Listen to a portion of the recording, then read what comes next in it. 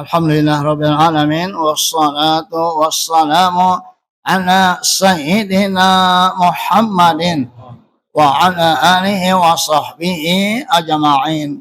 Subhanaka la ilma lana illa ma 'allamtana innaka antal alimul hakim. Rabbi shrah li sadri wa yassir li amri wahlul 'uqdatam min lisani yafqahu qawli, amma ba'du.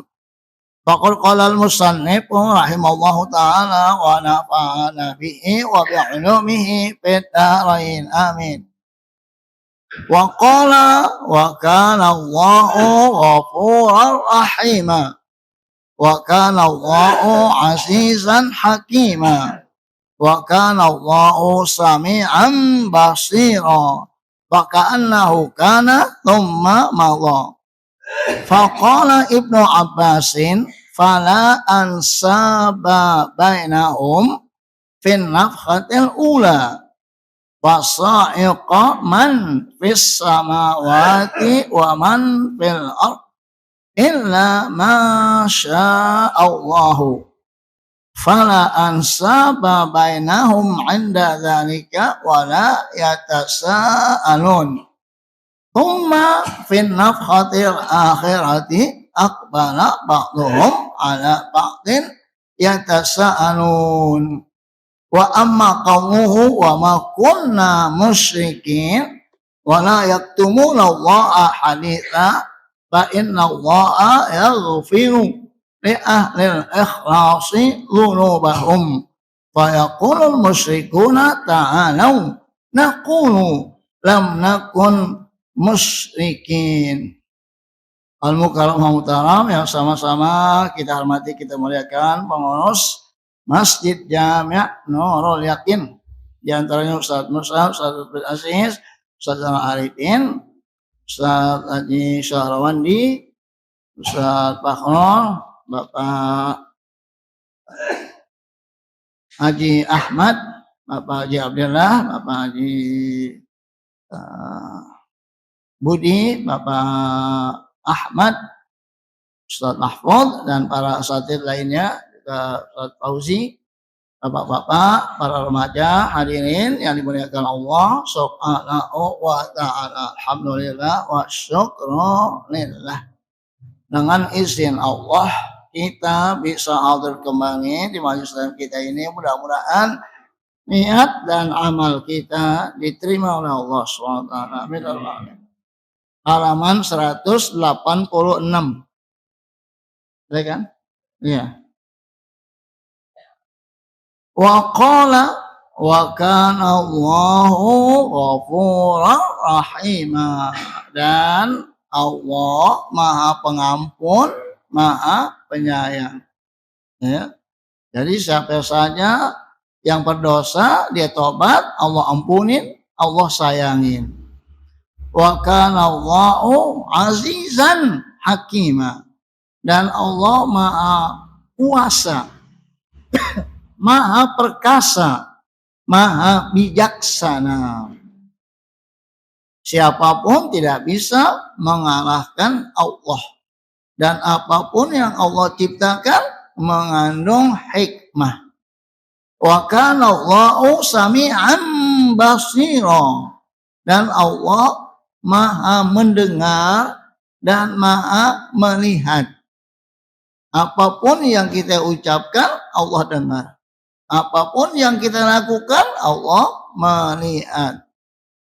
Faka'annahu kana thumma madha, seakan-akan sudah terjadi dan kemudian berlalu begitu saja, ya.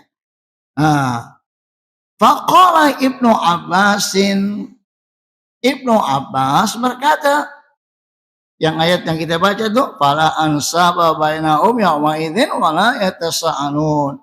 Kelihatannya terjadi perbedaan antara satu ayat dengan ayat yang lain. Sebenarnya nggak ada perbedaan. Nah, ini sekarang nih dibahas. Apa kata Ibnu Abbas? Ketika Allah mengatakan fala ansaba bainahum yauma idzin wala yatasaalun, itu fin nafhatil ula, waktu tiupan yang pertama. Kemudian manusia bangkit dari kubur, digiring kepada mahsyar. Habis itu kemudian tiupan yang kedua, ya.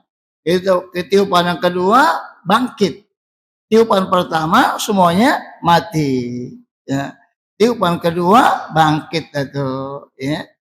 Jadi di sini an-nafhatil ula, yaitu ketika semua manusia mati. Nafhatus tsaniyah, ketika manusia dibangkitkan lagi. Nah, pada tiupan yang pertama, fala ansaba bainahum. Saat itu tidak ada lagi nasab di antara mereka. Wala yatasaalun, dan satu sama lain enggak ada yang saling bertanya. Kenapa? Karena sudah datang hari kiamat. Yauma yafirul mar'u min akhihi wa ummihi wa sahibatihi wa abihi wa ummihi wa sahibatihi wa bani. Kullu mri'in minhum yauma idzin sya'nun yughni. Saat itu masing-masing orang ngurusin dirinya, semua pada lari. Ya firul mar'u min akhihi, ya, lari dari saudaranya, ya, bapaknya, ibunya, dari anaknya, semua, ya. Jadi itu saat yang sangat menakutkan. Nanti tiupan kedua dibangkitkan itu untuk menuju kepada mahsyar. Fasa'iqa man fis samawati wa man fil ardi, mati. Semua yang ada di langit dan yang ada di bumi. Illa kecuali man syaa Allah. Siapa yang Allah kehendaki, semua mati, ya. Sampai malaikat Jibril pun mati, malaikat Israel mati, Israfil mati, semua mati. Nanti pertama yang bangkit, pertama yang hidup, yaitu Israfil, karena tugasnya niup trompet, ya. Jadi dia duluan hidupnya tuh. Ketika dia hidup, ditiup dah tuh an-nafhatus tsaniyah. Tiupan trompet yang kedua, bangkit semua manusia. Nah, jadi semuanya akan mati. Kullu man 'alaiha fan wa yabqa wajhu rabbika dzul jalali wal ikram. Malakul maut itu ketika dicabut rohnya, dia baru merasa, kalau gitu sakit. Dulu saya cabutin orang, saya nggak merasa. Setelah dia dicabut rohnya, baru merasa sakit kalau gitu. Lihat tuh, ya. Jadi semuanya mati, nggak ada yang nggak mati. Ya. Habis itu bangkit lagi, tuh, hidup lagi nanti kita semua. Ya, kehidupan yang kedua, ya, kehidupan yang kedua, al-hayatus tsaniyah. Kehidupan yang kedua itu tuh yang harus kita jaga, ya. Nah, ketika dibangkitkan semua, bahkan ada hadis itu manusia waktu dibangkitkan itu turun kayak gerimis gitu, ya, turun ke bumi, terus manusia diumpamakan seperti apa namanya itu, toge pada mentik begitu. Nah, makanya semua jasad kita hancur, kata Nabi, illa ajabazan. Ajabazanab ini di belakang kita, ini tulang yang kecil di belakang itu nggak hancur, itu ada itu tetap, yang lainnya hancur jadi tanah, kecuali itu tulang, namanya ajabul zanab. Dari situ tuh manusia dibentuk lagi. Minha khalaqnakum wa fiha nu'idukum wa minha nukhrijukum taratan dari tanah kita dibikin ke tanah, kita dimasukin dari tanah kita keluar. Dalam bentuk lain lagi dah ya. Bahkan waktu kita digiring ke padang mahsyar dalam keadaan hufatun uratun ghairu makhtunin, dalam keadaan telanjang kaki, telanjang badan, dan tidak disunat. Waktu Nabi ngomong begitu, kata Aisyah, istri Nabi, wah auratana, wah bagaimana aurat kita ya Rasulullah? Gitu. Kata Rasul saat itu orang nggak ada yang mikirin orang lain, semua pada sibuk ngurusin dirinya. Ya, saking takutnya itu udah nggak sempet ngelirik udah. Ya. Semuanya telanjang bulat, tidak disunat, digiring dah tuh. Wal malaikatu sofan sofa, dikawal oleh malaikat. Jadi nggak ada perbedaan ya. Jadi ayat yang di sini nih para ansaba bainahum wa la yatasaalun, yaitu pada tiupan yang pertama. Summa fin nafhatil akhirah, nafhatul akhirah maksudnya nafhatul saniyah ya. Kemudian pada tiupan yang terakhir, aqbala ba'dhum ala ba'din yatasaalun, satu sama lain saling bertanya. Kalau yang tadi itu saling nggak bertanya.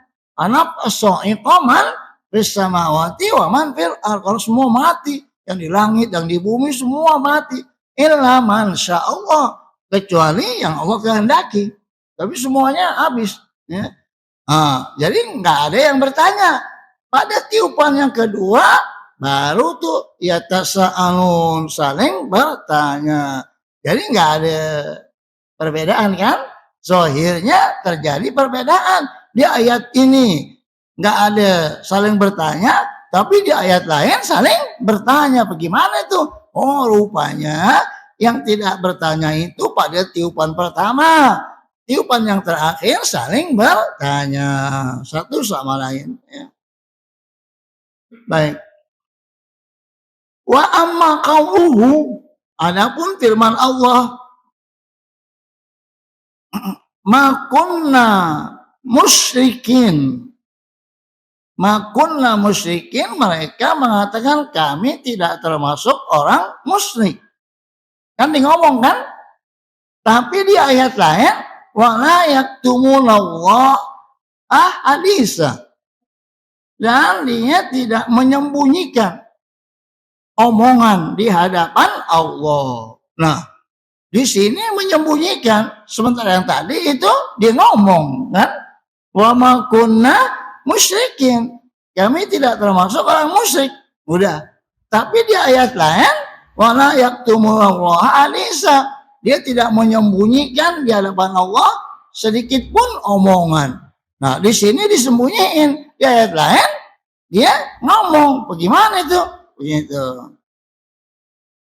Fa innallaha, sesungguhnya Allah yaghfiru, mengampuni, li ahlil ikhlasi, kepada orang yang ikhlas, dzunubahum, dosa-dosa mereka.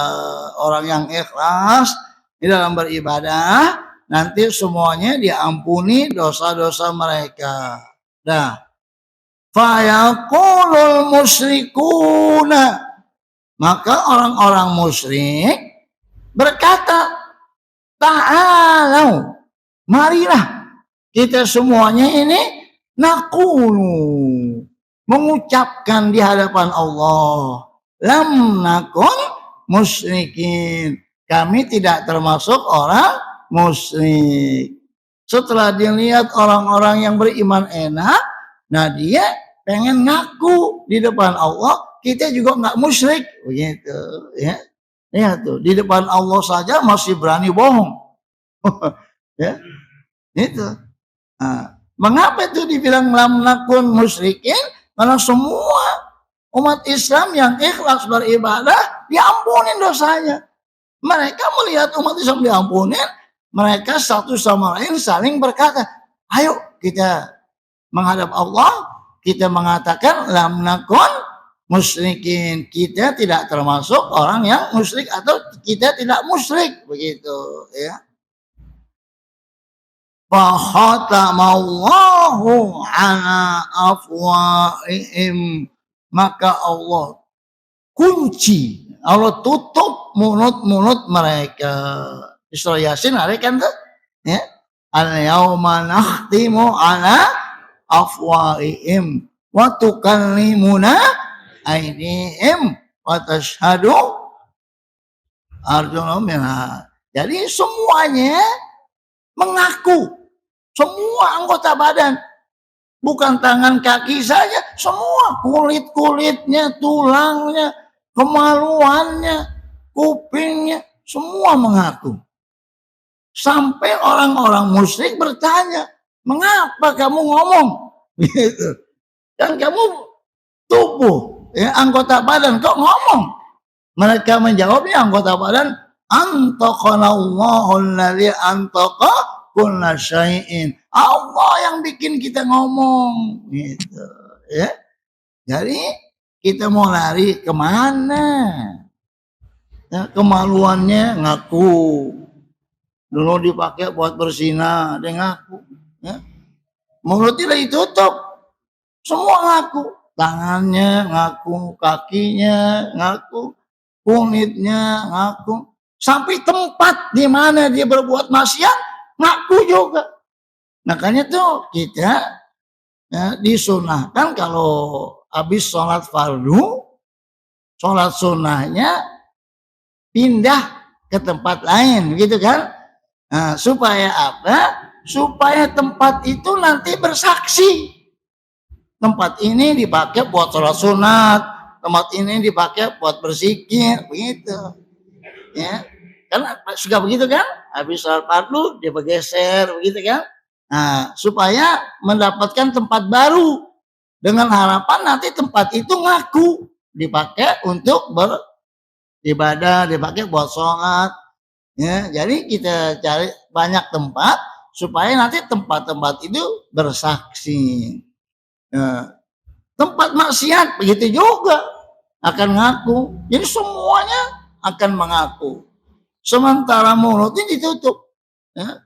Jadi ketika dia mau mengingkarinya nggak bisa. Orang semuanya pada ngomong. Maka orang musyrik heran, ngapa lu pada ngomong? Gitu. Nah, semua anggota badan mengatakan Allah yang bikin saya ngomong. Jadi di mahkamah Allah nggak ada yang bisa kita tutupin. Semua akan kelihatan. Ya. Nanti malaikat juga akan memperlihatkan catatan amal. Iqra kitabaka kafa binafsikal yauma alaika hasiba. Baca nih catatan amal, udah ada semuanya. Ya. Nah, jadi orang yang takut kepada Allah pasti orang yang beriman. Al-khauf, ya. Takut itu paling penting. Ya. Tapi jangan takut juga, ada roja juga begitu. Jadi ada harapan, ada takut, seimbang. Jangan ngarepin aja. Ya, sembahyang ibadah kagak. Jangan takut aja. Jadi ada takut, ada harapan. Takut dari masuk neraka, tapi ada harapan untuk diampuni masuk surga. Bagus kan? Ya. Bahkan kata penyair, laula fushatul amal la dhaqal aish. Kalau tidak ada luasnya harapan, hidup jadi sempit. Jadi banyakin harapan, ya. Banyakin harapan, ya. Bulan depan ada orang bayar kontrakan, ada harapan nggak tuh? Ya, ya. Bulan depan ada yang mau ngasih hadiah, bulan depan ada yang bayar utang, ada harapan kan? Tapi kalau nggak ada harapan, sempit hidup. Sempit hidup bisa aja dia bunuh diri umpamanya, nah, kan? Jadi bikin banyak harapan, jadi enak. Ya. Nah, dengan banyak harapan hidup kita jadi luas. Ya. gagal. Bahkan gagal itu sebenarnya nggak ada yang namanya gagal. Hanya kesuksesan yang tertunda. Gitu. Ya. Jadi jangan bilang gagal nih gue. Bukan. Suksesnya tertunda begitu. Cakep nggak itu? Ya. Bukan gue gagal lagi. Jadi dengan menyebut begitu hati kita jadi lemah. Ya. Anak begitu juga, jangan kita bilang bodoh lu. Jadi nanti nempel di otaknya benar-benar bodoh gue. Udah. Ya. Kata bapak gue, memang gue bodoh. Ya udah. Terus sampai gede lah. Ya. Jadi nggak boleh itu kata-kata yang negatif. Ya. Jadi supaya bikin harapan. Ada harapan. Nggak bisa ada harapan belajar lagi, nggak bisa ada harapan belajar lagi, supaya ada harapan. Nah, di sini ada 2 ayat. Yang pertama dia ngomong, yang kedua dia menyembunyikan omongan. Ayat yang mengatakan dia ngomong itu berkaitan tentang di mana orang-orang beriman diampunin dosanya. Nah, dia ngiri. Nah, diajak teman-temannya supaya kita mengucapkan kata-kata kepada Allah, kita tidak termasuk orang musyrik. Di ayat lain, ya, dia menyembunyikannya begitu. Terus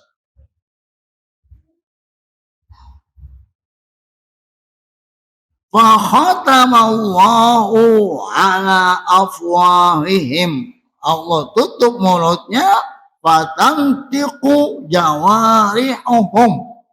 Fatantiqu ngomong, jawarihum. Jawarih ini semua nih. Anggota badan, tangan, mulut, kaki semua namanya jawarih namanya ya. Bi'amalihim, semua anggota badannya ngomong tentang apa yang dia lakukan waktu di dunia.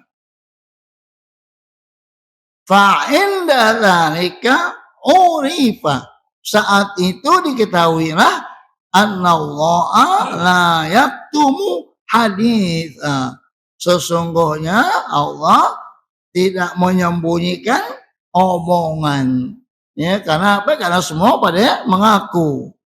Wa indahu, dan di sisi Allah saat itu yawaddul ladzina kafaru, orang-orang kafir pada pengen laukanu muslimin, andai kata mereka menjadi orang muslim. Lihat tuh. Ya.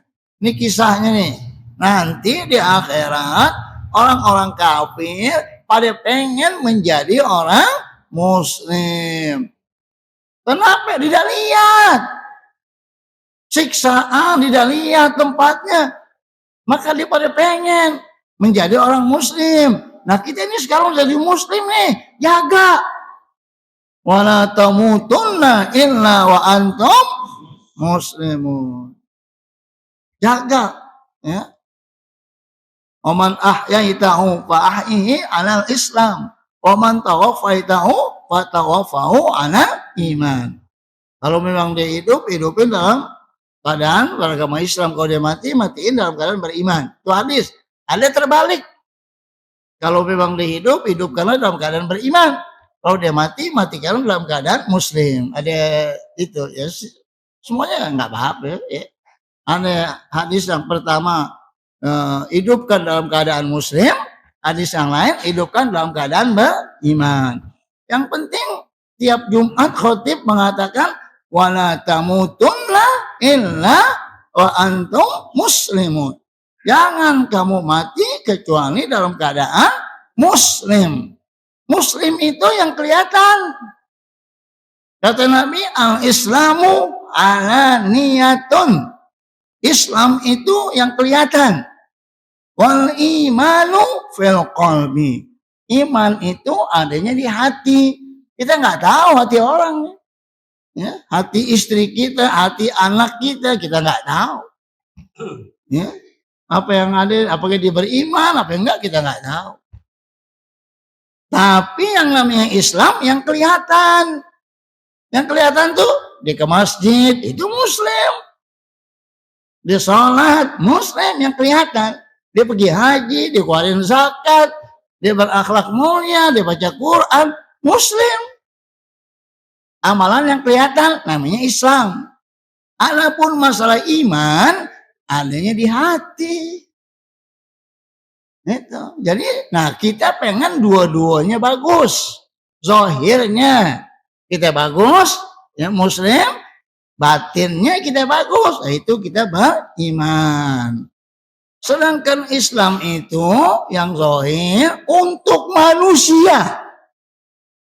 Iman untuk Allah nanti. Mengapa? Supaya orang melihat, mengetahui kita orang Islam. Disolatin, didoain, mohon istighfar. Nanti ketika kita mati, iman yang kita bawa menghadap Allah. Karena di dunia kita hidup, maka kita perbaiki zahir kita. Supaya orang lihat. Yang wajib-wajib itu diperlihatkan. Sholat 5 waktu diperlihatkan. Ya, bukan lihat, supaya orang lihat. Haji diperlihatkan. Zakat diperlihatkan. Nih zakat. Kalau bayar zakat tuh bilangin, ini zakat. Nah nanti yang nerimanya doain dah tuh. Waktu sholli alaihim kan, doain dah tuh. Doain doa apa aja dah. Ya. Jadi supaya terang-terangan, jangan diam-diam bayar zakat. Ya. Nah, jadi diperlihatkan yang wajib-wajib supaya orang melihat. Mengapa tujuannya orang lihat? Kalau kita mati, didoain, disolatin, dimohon istighfar. Andai kata dia munafik, dia pura-pura ya, menjadi orang Islam, tetap hukumnya kita mendoakan karena hatinya kita nggak tahu kan. Tapi ketika dia mati, tidak ada manfaatnya tuh imannya karena dia munafik. Apalagi munafik akidah, kafir dia. Tapi kita nggak tahu kan, tetap kita Allahumma ighfir lahu warhamhu. Padahal menurut Allah dia kafir. Itu. Nah, jadi kita yang zahir nih kita bagusin untuk orang supaya orang anggap kita orang Islam. Coba kalau nggak ketahuan, nggak pernah Jumatan, nggak pernah pakai baju koko, pakai peci, nggak pernah megang tasbih, nggak pernah punya sejadah, terus mati, orang nggak tahu, orang bingung, ini orang Islam apa bukan? Ya, udah pada dibawa ke masjid, orang pada bingung, mana orang Islam nggak pernah ada yang lihat dia sholat, ya apa? Gitu. Nah terus kuburinnya nggak boleh di kuburan orang Islam, repot kan tuh. Nah, tapi kalau ada yang lihat, oh gue pernah lihat dia Jumatan, udah 5 tahun yang lalu, gitu, udah lumayan lah tuh. Ya. Nah, ada saksi tuh lihat, makanya perlihatkan ya, kasih tahu yang belum pernah sholat Jumat biar kelihatan paling depan biar orang lihat. Ya. Kalau mati, nah, orang sholatin, gitu. Ya. Kalau nggak pernah kelihatan dia mati orang bingung, khususnya orang yang nggak kenal. Kalau kita sih orang kampung sini, orang tahu. Coba kita di kampung orang, di Surabaya, di Kalimantan sendirian, nggak punya orang, nggak punya keluarga, ya di tengah-tengah kampung kita nggak ke masjid, nggak sholat di rumah aja. Pas mati, bagaimana? Orang nggak berani sholatin dia orang Islam ya bukan. KTP-nya kagak ada KTP-nya, ya. Dan nggak ada orang yang kenal, orang bingung. Kecuali kalau di rumahnya ada sejadah, ada tasbih, nah, ada Quran, nah itu orang Islam tuh, gitu. Iya, ini sejarah kagak, tasbih kagak, Quran kagak, gaplim yang remi, terus orang bingung kan. Nah, jadi perlihatkan yang zahir untuk orang, yang batin untuk Allah. Jadi zahir batin harus bagus, jangan zahirnya doang. Itu buat orang doang, batinnya nanti kita mati. Buat Allah, atau jangan batinnya doang, zahirnya kagak. Di dunia kita rugi, orang nggak sembayangin, orang nggak doain, meskipun di akhirat kita selamat. Jadi begitulah, ada dua ayat yang zahirnya bertentangan, tapi sebenarnya setelah diselidikin nggak ada yang bertentangan. Nah, jadi begini, semua ayat nggak ada yang bertentangan. Semua hadis Nabi nggak ada yang bertentangan, meskipun zahirnya bertentangan. Contoh nih ya, umpamanya Allahumma ahini miskinan wa amitni miskinan wahsurni fi zumratil masakin. Ya kan? Cakep nggak tuh doa tuh? Channel MZ aja di kasetnya, gue sih nggak mau katanya, ngamalin takut. Ya. Padahal bukan miskin nggak punya harta di sini. Ya Allah, hidupkanlah aku dalam keadaan miskin, matikan dalam keadaan miskin, kumpulin bersama orang miskin. Miskin di sini maknanya tawadhu. Bukan miskin nggak punya harta. Kalau miskin nggak punya harta nggak mungkin. Karena kata Allah, wa wajadaka ailan fa'aghna. Allah menjadikan Rasul kaya. Bahkan Nabi berlindung, Allahumma inni a'udzubika minal faqri wal kufri. Nabi berlindung dari fakir, dari kafir. Berarti di sini nih, akhirnya miskinan bukannya miskin. Bukan miskin nggak punya harta, karena Nabi berlindung. Bahkan Imam Ali mengatakan, andai kata kefakiran itu berbentuk ular, aku ketok kepalanya. Berarti Islam nggak menganjurkan kita menjadi orang miskin. Ya, disuruh kita menjadi orang kaya. Nah, kalau semuanya miskin, yang bayar zakat siapa? Ya, kan ada syariat membayar zakat kan? Ya, khudz min amwalihim shadaqatan tutahhiruhum wa tuzakkihim biha. Ambil sebagian harta mereka itu untuk bayar zakat. Nah, kalau semuanya miskin, nggak ada yang bayar zakat. Nah, terus wakaf. Ya, dalam hadis kan, idza mata ibnu adama in qata amalum illa min salasati shadaqatin jariyah aw ilmin yuntafa'u bi aw waladin shalihin yad'u. Sedekah jariyah, orang miskin semua ada yang sedekah. Ya. Haji kan pakai biaya. Kalau miskin semua nggak ada yang haji. Jadi nggak ada ajaran Islam yang memerintahkan supaya menjadi orang miskin. Kalau fakir, kita semuanya fuqara. Kata Allah, antumul fuqara'u ilallah wallahu huwal ghaniyyul hamid. Kita semuanya fuqara. Yang kaya itu Allah. Lihat tuh, ini sifat Allah. Wallahu huwal ghaniyyul hamidu. Dan Allah maha kaya, maha terpuji. Kaya terpuji. Maksudnya Allah memberikan rizki kepada semua manusia.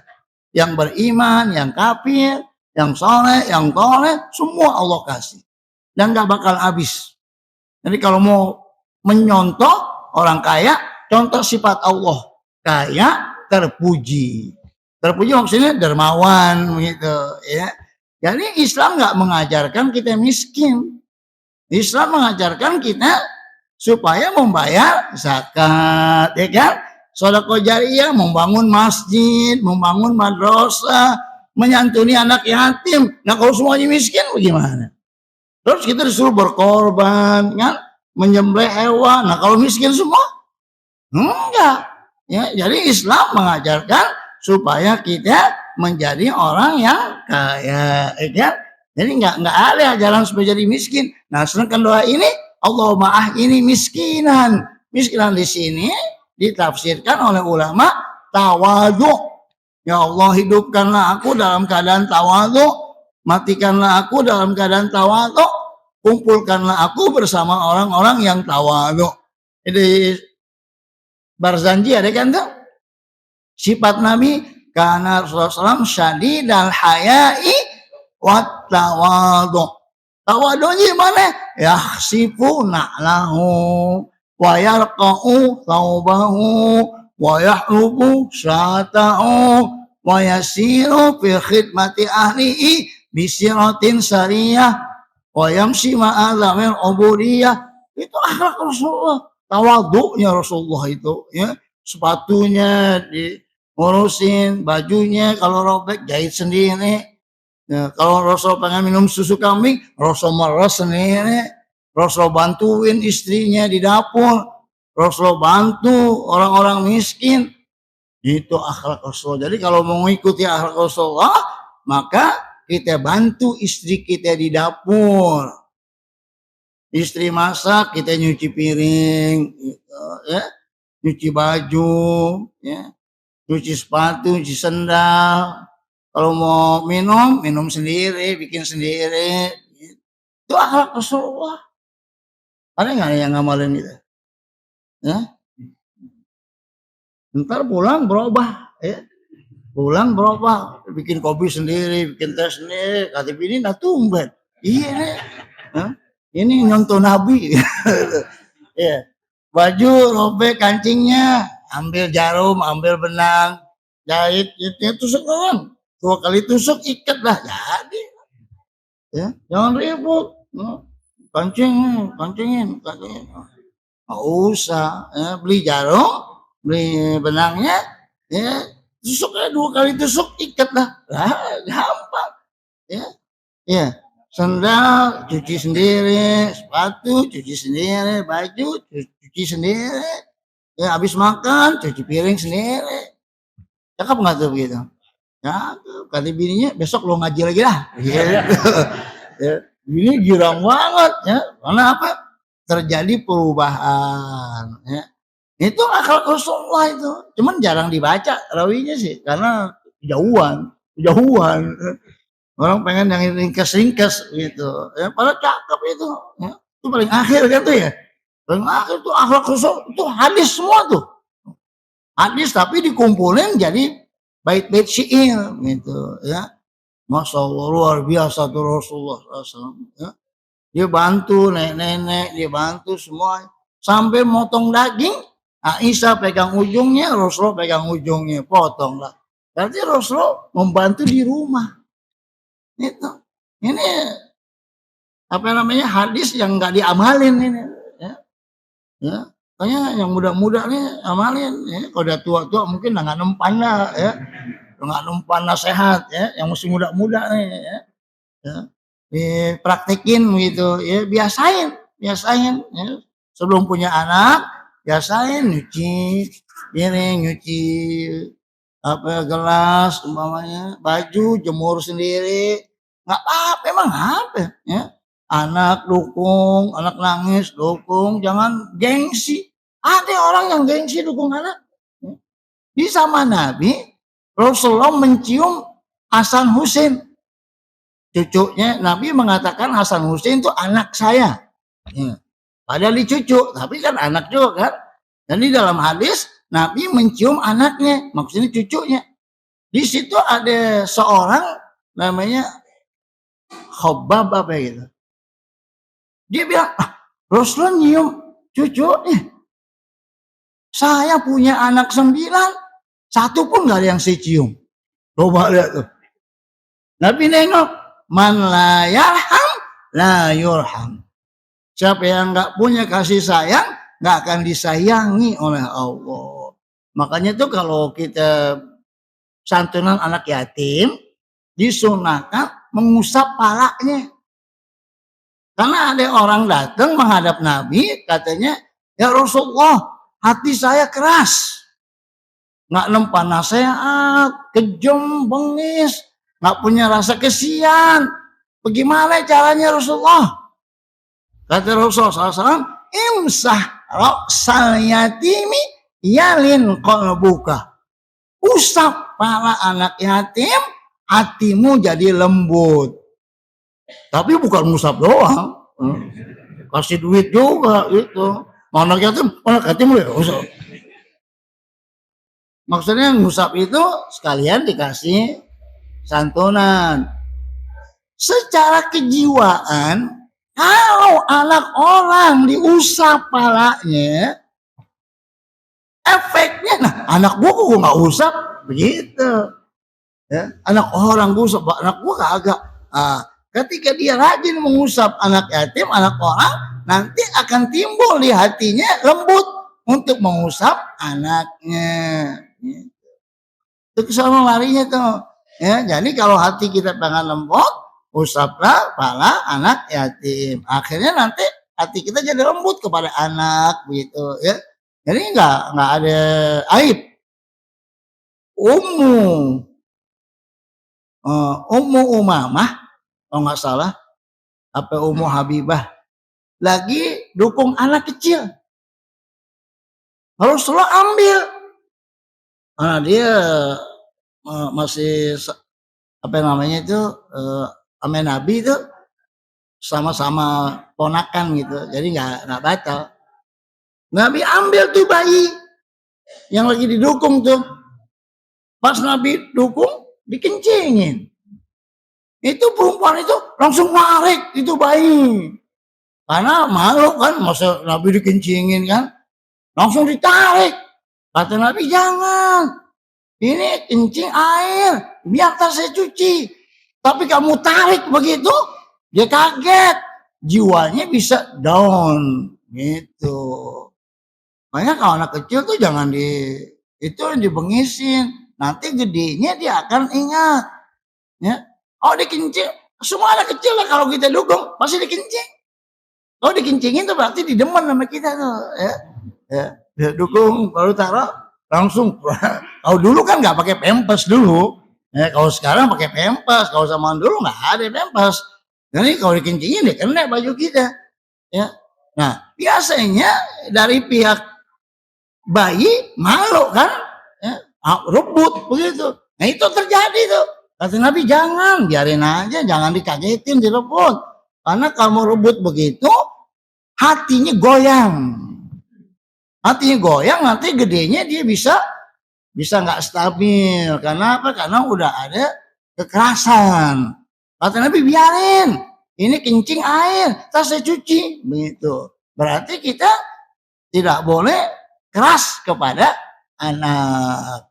Contoh tuh udah ada. Ya Rasulullah lah, Masya Allah, ya rahmatnya kepada semua makhluk. Ketemu anak kecil, Rasul beri salam. Coba lihat, Rasul yang beri salam. Ketemu perempuan, Rasul beri salam. Jadi akhlaknya Rasulullah SAW. Jadi begitulah, tidak ada ayat Quran yang bertentangan, tidak ada hadis yang bertentangan, meskipun zahirnya bertentangan, tapi setelah diselidikin sebenarnya nggak ada. Nah jadi itu intinya nih kita belajar. Jadi nanti kalau ketemu ayat-ayat yang zahirnya bertentangan, nggak ada bertentangan, hanya kita yang belum paham. Nanti kata ada hadis yang mengatakan begini kok bertentangan sih? Sebenarnya dia tidak bertentangan, cuman kita yang belum paham. Al-Fatihah. أعوذ بالله من الشيطان الرجيم.